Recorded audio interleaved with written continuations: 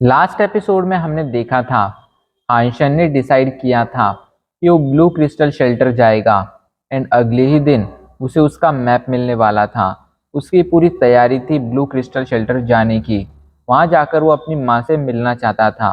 इधर जाओ फैमिली ने डिसाइड कर लिया था कि वो किसी भी तरह आयशन को मार कर रहेंगे। क्वी ने अभी के लिए ये जिम्मेदारी जाओली को दी थी कि वो आयशन को ढूंढे एंड किसी भी तरह उसे मौत के घाट उतार दे। एंड जाओली भी इस काम पर लग गया था। अब आगे हमें हाइंशन को दिखाया जाता है जो अभी के लिए डेविल्स माउंटेन रेंज पर था। वो लगातार आगे बढ़ता जा रहा था, पर तभी अचानक से उसे काफ़ी अजीब फील होने लगता है। उसे ऐसा फील हो रहा था कि उसके आसपास खतरा है। ये फील होती हाइंशन जल्दी से अपने मिस्टीरियस मंत्रा को एक्टिवेट कर लेता है एंड उसके ऑरा को चारों तरफ फैलाकर आसपास की जगह को स्कैन करना शुरू कर देता है। एंड कुछ ही पलों में उसकी आंखें शॉक से खुल जाती हैं क्योंकि उसे आसपास बहुत सारे पावरफुल ऑरास फील हो रहे थे। ये ऑरा एक सुपर बीस्ट की तुलना में काफ़ी कमज़ोर थे, लेकिन स्केर्डबर्ड रैंक की बीस्ट की तुलना में बहुत ज़्यादा पावरफुल थे। ऐसे में हाइशन को समझ नहीं आ रहा था कि आखिर ये ऑरा किसका है एंड यहाँ पर क्या कर रहा है। कहीं ये कोई अजीब तरह का बीस्ट तो नहीं है। पर तभी उसे पीछे कुछ लोग दिखाई पड़ते हैं जिनके सर पर अभी के लिए एक सींग था। ये देखकर हाइशन सोच में पड़ जाता है, क्या ये एक शुरा है? लेकिन शुराज तो कभी डेमन वर्ल्ड में आ ही नहीं सकते हैं, तो आखिर यहाँ पर शुरा कैसे आए? हाइशन जल्दी से अपने मिस्टीरियस मंत्रा के ऑरा को बढ़ा देता है एंड आसपास की चीज़ों को और डिटेल में ऑब्जर्व करने लगता है। थोड़ी देर में उसे कुछ चीज़ें समझ आती हैं। शुरा के पास 3 तरह के सींग होते थे, ब्लैक, वाइट, गोल्डन और पर्पल। लेकिन ये जो शुरा थे उनके पास ब्लड हॉर्न्स थे, ब्लड सींग थे। ऐसे में ये नॉर्मल शुराज नहीं थे। लेकिन अगर ये नॉर्मल शुराज भी नहीं थे और ह्यूमंस भी नहीं थे और बीस्ट भी नहीं थे, तो आखिर ये थे क्या? यही सबसे बड़ा सवाल था। तभी एक शुरा हाइंशन पर हमला कर देता है। वो हमला अभी के लिए तेजी से हाइंशन की तरफ बढ़ रहा था।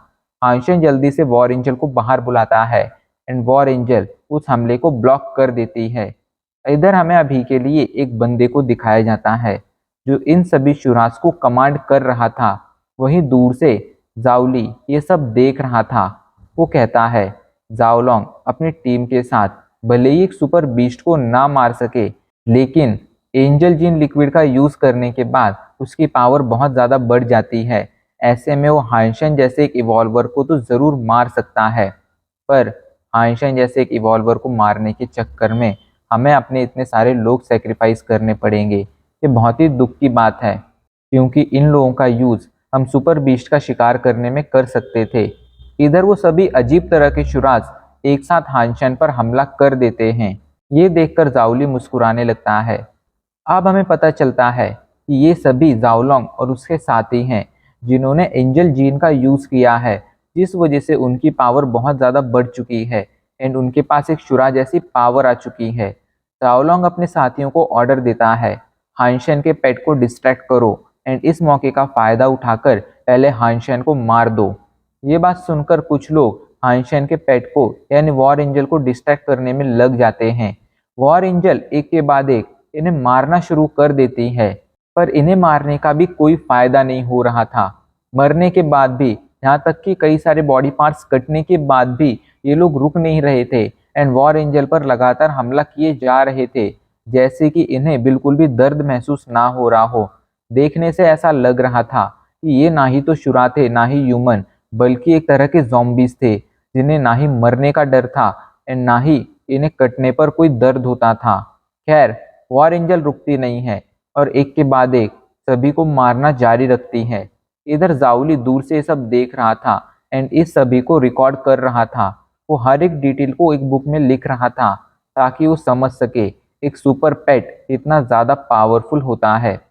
थोड़ी देर में उसे समझ आ गया था कि एंजल जीन का लिक्विड भले ही बहुत ज़्यादा पावरफुल है, पर इसके बल पर वो लोग कभी भी एक सुपर बीस्ट को नहीं मार सकते हैं। पर हाँ, ऐसे लोग जिन्होंने अपना जीन लॉक अनलॉक कर रखा हो, वो अगर इसका यूज़ करेंगे तो इस लिक्विड का इफेक्ट बहुत ज़्यादा बढ़ जाएगा एंड उनकी पावर एक नॉर्मल इंसान की तुलना में, एक नॉर्मल इवॉल्वर की तुलना में बहुत ज़्यादा बढ़ेगी। जिसका फायदा उठाकर वो लोग सुपर बीस्ट को मार सकते थे। जाओली समझ रहा था कि भले ही अभी के लिए जाओलोंग और उसके साथी एक सुपर बीस्ट को नहीं मार सकते हैं, लेकिन उनके पास इतनी पावर तो है कि वो बहुत इजीली किसी भी ह्यूमन को मौत के घाट उतार सकें। ऐसे में हानशेन को मारने में उन्हें कुछ खास दिक्कत नहीं आने वाली थी। यही सोचकर वो मुस्कुरा रहा था एंड अपने पास मौजूद दूरबीन से पूरी फाइट को ध्यान से ऑब्जर्व कर रहा था। तभी वो देखता है कि हानशेन ने इन सभी शुराज का सामना करने के लिए एक क्रॉसबो और कुछ एरोज निकाले हैं। पर ये देखकर उसके चेहरे पर अजीब सी मुस्कुराहट आ जाती है एंड वो हंसते हुए कहता है, हानशेन कितना ज़्यादा बेवकूफ़ है, क्या उसे समझ नहीं आ रहा है कि इन शुराज को मारने के लिए अगर वो एक वायलेंट स्टेट में कन्वर्टेड स्केटबर्ड रैंक के क्रॉसबो का यूज़ भी करता है तो भी उसका कुछ खास इफेक्ट नहीं होगा, क्योंकि ये सभी शुराज किसी भी नॉर्मल स्केटबर्ड रैंक के बीस्ट से बहुत ज़्यादा पावरफुल हैं। लेकिन कुछ ही देर में उसकी आंखें खुली की खुली रह जाती हैं, क्योंकि जैसे ही हानशेन अपने क्रॉसबो से और एरो से इन सभी शुराज पर हमला करता है, हानशेन इन सभी शुराज को इस तरह मारते जा रहा था जैसे कोई इंसान किसी चींटी को मसलता हो। एंड ये देखकर बेचारे जाओली की पूरी उम्मीद चकनाचूर हो जाती है। वो दुख के साथ कहता है, क्या हानशेन के पास और भी स्केटबर्ड रैंक के वेपन्स हैं या पेट हैं जो इतना ज़्यादा पावरफुल है? आखिर हमारे पास उसके बारे में जो डिटेल थी वो इतनी अधूरी कैसे थी? क्यों किसी को नहीं पता है कि हानशेन एग्जैक्टली कितना ज़्यादा पावरफुल है एंड उसके पास कितनी तरह की सुपर बीस्ट सोल हैं? अभी के लिए वो हद से ज़्यादा निराश हो गया था, क्योंकि आज यहाँ पर जो भी हुआ था उसमें उनका कोई फ़ायदा नहीं हुआ था। उल्टा उन्होंने अपने बहुत सारे लोग खो दिए थे। जाओली दुखी था, पर वो ये भी समझता था कि अगर वो थोड़ी और देर तक यहाँ पर रुका तो हानशेन उसका पता लगा लेगा, इसलिए वो चुपचाप वहाँ से भाग जाता है।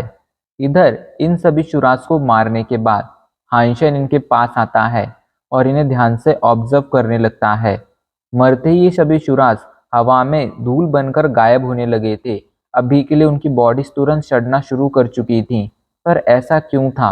आखिर ये शुराज थे क्या? ना ही तो एक नॉर्मल शुरा थे और ना ही ये ह्यूमंस थे, तो थे क्या? ये सबसे बड़ा सवाल था। आइंस्टाइन को समझ आ रहा था कि ये अजीब तरह के क्रिएचर थे जो असल में थे तो ह्यूमंस, लेकिन इनके पास शुराज की भी पावर थी। पर ऐसा कैसे हो सकता है? ऐसा एक ही तरह से हो सकता था कि किसी ने इन्हें आर्टिफिशियली बनाया हो। लेकिन सवाल भी तो सबसे बड़ा यही था कि आखिर ऐसा कर कौन सकता है? थोड़ा सोचने के बाद हाइंशन को समझ आता है कि पूरे रोका प्लेनेट पर इस तरह का काम सिर्फ दो ही लोग कर सकते हैं, जिनमें से तो पहली है डोंगलिन फैमिली और दूसरी है जाओ फैमिली। डोंगलिन फैमिली भले ही काफ़ी ज़्यादा एडवांस थी, लेकिन वो चाहकर भी ऐसा कुछ नहीं करेगी, क्योंकि वो लोग अच्छी तरह से जानते हैं कि हाइंशन कितना ज़्यादा पावरफुल है। ऐसे में एक ही फैमिली बचती थी जिसने ऐसा किया हो सकता था, एंड वो थी जाओ फैमिली। जैसे ही हाइंशन को ये बात रियलाइज़ होती है, वो जल्दी से गॉडेस शेल्टर वापस लौटना शुरू कर देता है, क्योंकि उसे अभी के लिए अपनी फैमिली की चिंता हो रही थी। ये लोग चाहकर भी हाइंशन का कुछ नहीं बिगाड़ सकते थे, लेकिन अगर ये लोग चाहते तो हाइंशन की फैमिली को नुकसान पहुंचा सकते थे। जैसे ये बात हाइंशन को रियलाइज़ हुई थी, वो तुरंत वहाँ से रोका प्लैनेट लौट आया था। रोका प्लैनेट लौटते ही हाइंशन जल्दी से अपनी मॉम को कॉल लगाता है। वो कई सारे कॉल करता है, लेकिन उसकी मॉम एक भी कॉल पिक नहीं करती है। इसका मतलब तो यही था कि उसकी मॉम अभी के लिए डेमन वर्ल्ड में थी। एंड इस बारे में सोचकर हाइंशन अभी के लिए हद से ज़्यादा परेशान हो गया था। उसे समझ नहीं आ रहा था कि आखिर उसे क्या करना चाहिए। तभी वो जल्दी से क्विंजुआन को कॉल लगाता है एंड कहता है, क्विंजुआन प्लीज़ प्लीज़ मेरी मदद करो। अभी के लिए किसी भी तरह स्पेशल सिक्योरिटी फोर्स को ये ऑर्डर दो और मेरे मॉम को ढूंढने में मदद करो। पता नहीं अभी के लिए वो शेल्टर में कहाँ पर हैं और सेफ हैं या नहीं। तो इस पर क्विंजुआन भी काम पर लग जाती है। इधर हमें हाइंशन की मॉम को दिखाया जाता है, जो अभी के लिए एक माउंटेन पर थी। वो यहाँ पर शिकार करने आई थी, लेकिन तभी कुछ लोग आकर उन्हें घेर लेते हैं एंड कहते हैं, मिसेज हान प्लीज़ आप चुपचाप हमारे साथ चलिए। तो इस पर हाइंशन की मॉम पूछती हैं, आखिर तुम लोग कौन हो और मैं तुम्हारे साथ क्यों चलूं? तो इस पर वो लोग हंसने लगते हैं एंड हंसते हुए कहते हैं, आप चिंता क्यों करती हैं? हम आपको कोई नुकसान नहीं पहुंचाएंगे, हम बस आपको आपके बेटे के पास ले जाने के लिए आए हैं। ये कहकर वो लोग जोर जोर से हंसने लगते हैं। तभी एक बंदा कहता है, आखिर तुम लोग इनसे इतनी बातें क्यों कर रहे हो? चुपचाप जाकर इन्हें पकड़ो और उठाकर अपने साथ लेकर चलो। तो इस पर सभी लोग अब एक साथ जाकर हानशैन की मॉम को घोड़े से उतारने लगते हैं एंड उन्हें जबरदस्ती अपने साथ ले जाने की कोशिश करने लगते हैं। ये देखकर हानशैन की मॉम कहती है कि तुम्हारे पेरेंट्स नहीं हैं, अगर उन्हें पता चलेगा कि तुम ऐसे काम करते हो तो उन्हें कितना ज़्यादा दुख होगा।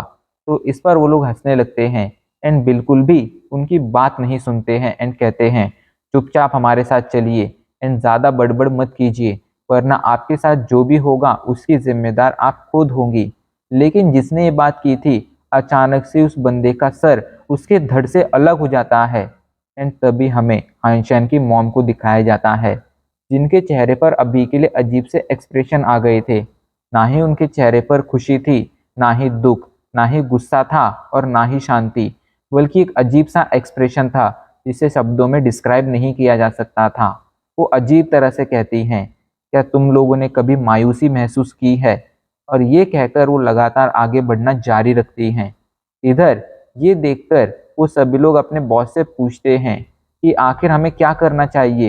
ये लेडी तो अजीब तरह से बिहेव कर रही है, अचानक से इसके अंदर बहुत सारी पावर आ गई है।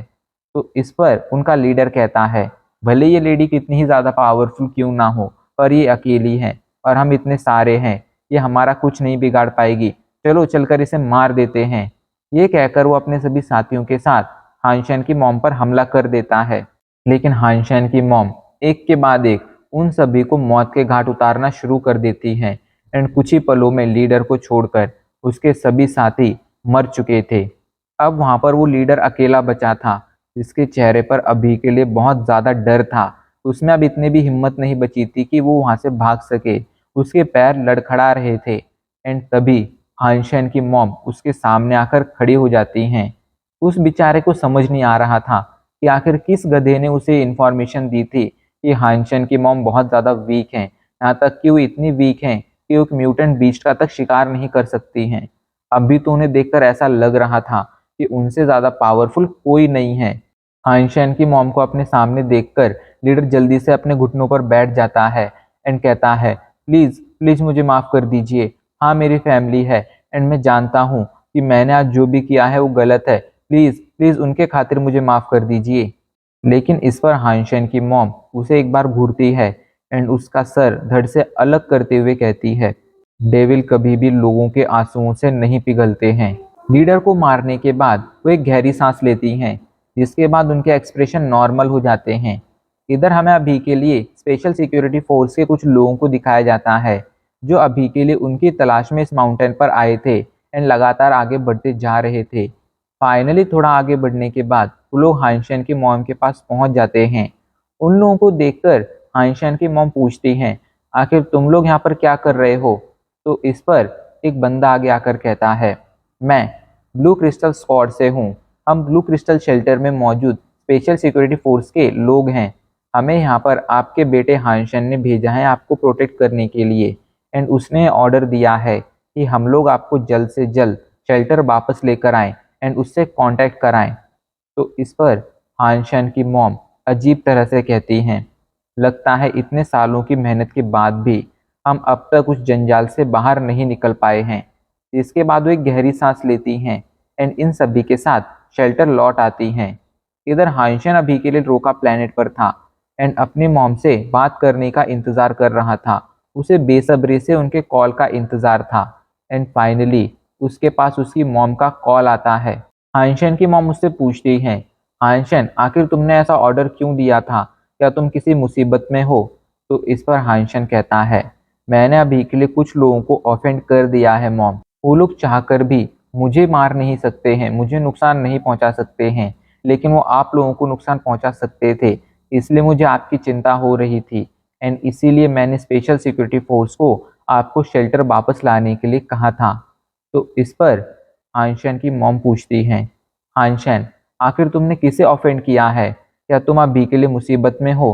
तो हाइंशन मुस्कुराते हुए कहता है, मॉम आप चिंता मत कीजिए, मैं अभी के लिए बिल्कुल ठीक हूँ। अब आपका बेटा बड़ा हो चुका है एंड स्ट्रांग भी बन चुका है। ऐसे में मैं इस प्रॉब्लम को खुद हैंडल कर सकता हूँ। तो इस पर हाइंशन की मॉम निराश होते हुए कहती हैं, मेरी वजह से हाइंशन तुम्हें बहुत कुछ फेस करना पड़ा है, मैं कभी भी एक अच्छी मॉम नहीं बन पाई। खैर अभी ये छोड़ो, मुझे ये बताओ कि तुम्हारे पास अपने ग्रैंडफादर की वो निशानी अब भी मौजूद है? तो इस पर हाइंशन 9 लाइफ कैट के पेंडेंट को उन्हें दिखाते हुए कहता है, हाँ मॉम, मेरे पास अभी के लिए मौजूद है एंड बिल्कुल सेफ है। जिसके बाद वो अपनी मॉम से कुछ और बातें करता है एंड फिर कॉल एंड कर देता है। एंड अब इसी के साथ हमारा एपिसोड आज यहीं पर ख़त्म हो जाता है।